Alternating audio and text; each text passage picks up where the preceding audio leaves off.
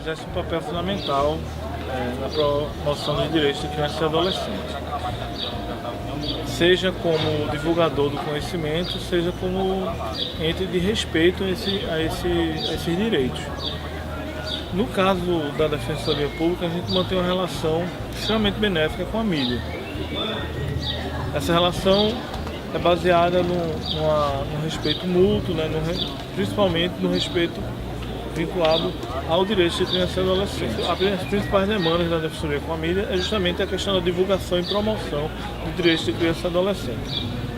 Em relação à abordagem da mídia, em casos de criança e adolescente, eu acho que a gente vive uma situação dupla.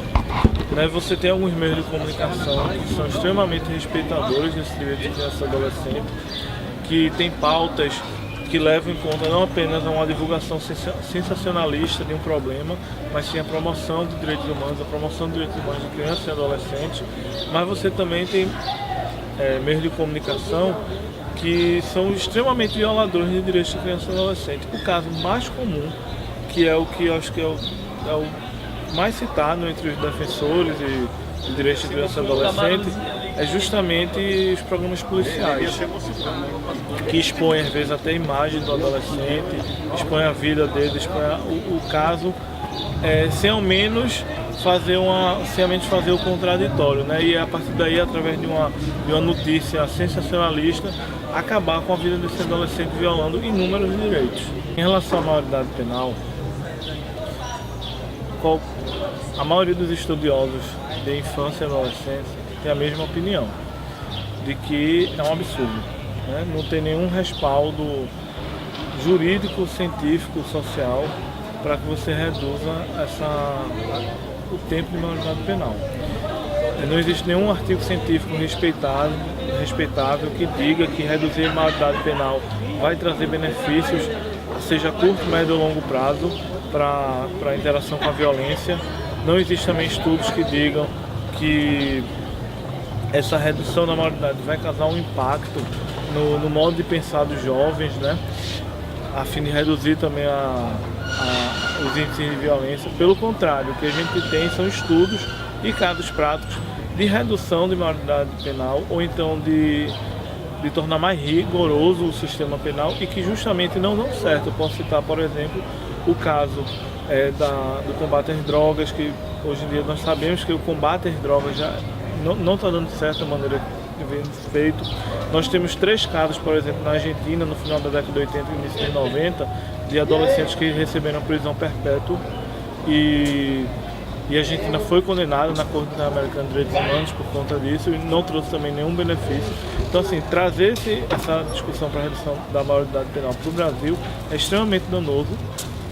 E, assim, na minha leitura, a mídia, a grande mídia, não tem tratado da maneira correta. Tem tratado como uma notícia sensacionalista, como se o problema do Brasil fosse justamente o fato da maioridade penal se dar aos 18, aos 16, aos 14, aos 12, enfim, qualquer que seja o número. O problema da violência no Brasil passa por outro caminho, passa muito distante da maioridade penal, passa pelo fato de nós não termos políticas públicas de educação, de saúde, de lazer, de esporte, uma política pública de acesso à justiça, de alimentação saudável. Não temos nenhuma dessas políticas públicas de maneira eficaz, não temos nenhuma dessas políticas públicas instaladas de maneira eficaz no Brasil. E aí sim, é uma discussão muito mais profunda, muito mais difícil, e por isso mesmo talvez assim, o Congresso ou a grande mídia não queira se aprofundar nesse assunto. A redução não é solução para o problema da violência, para qualquer outro problema. Ele só vai agravar esse problema, porque a gente já tem graves situações nos presídios. Então o que é que vai se fazer? Vai superlotar ainda mais esses presídios com adolescentes. A solução passa por um caminho mais longo. A solução passa por um caminho de efetivação política pública de educação, de saúde, de esportes, de lazer, política pública de assistência social, de acesso à justiça. É muito comum na defensoria, é extremamente comum na defensoria pública, nós atendermos jovens enquanto usuários do sistema de acolhimento, depois passarmos a atendê-los enquanto usuários do sistema de internação por ato infracional e até mesmo terminá-los atendendo no sistema prisional. Então esse tipo de análise do meio social, esse tipo de intervenção social, a gente já sabe que não dá certo. O sistema de medida social educativa, preconizado pelo ECO, ele é um sistema que envolve várias políticas públicas, educação, assistência social, saúde, etc. Ele não é um sistema fechado em si. Se esse sistema de medida social educativa fosse efetivamente implementado e aplicado como determina o ECA ou o SINASE, certamente nós teremos a redução de índice de violência, certamente nós teremos um aumento na capacidade de ressocialização desses adolescentes e evitando até crise no sistema penitenciário.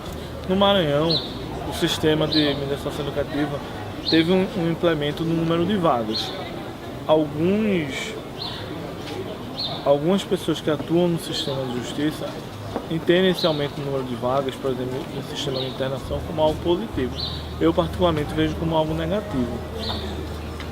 O sistema de medida social educativa no Maranhão, assim como em qualquer outro estado da federação que eu tenho conhecimento, está sucateado. Claro, você tem profissionais que trabalham muito, você tem profissionais que têm boas intenções, mas de boas intenções a gente não necessariamente chega a bons resultados. E há uma necessidade de um aprimoramento desse sistema de medidas socioeducativas, há uma necessidade de um aprimoramento também do sistema como um todo de proteção à criança e adolescente. No que se refere à defesa de direitos humanos de crianças e adolescentes, a Defensoria Pública nos últimos anos vem passando por um processo de se firmar cada vez mais como órgão de acesso à justiça, como órgão de voicificação, no sentido de dar voz às demandas de uma população tradicionalmente excluída, tradicionalmente carente ou marginalizada na sociedade maranhense. Seja através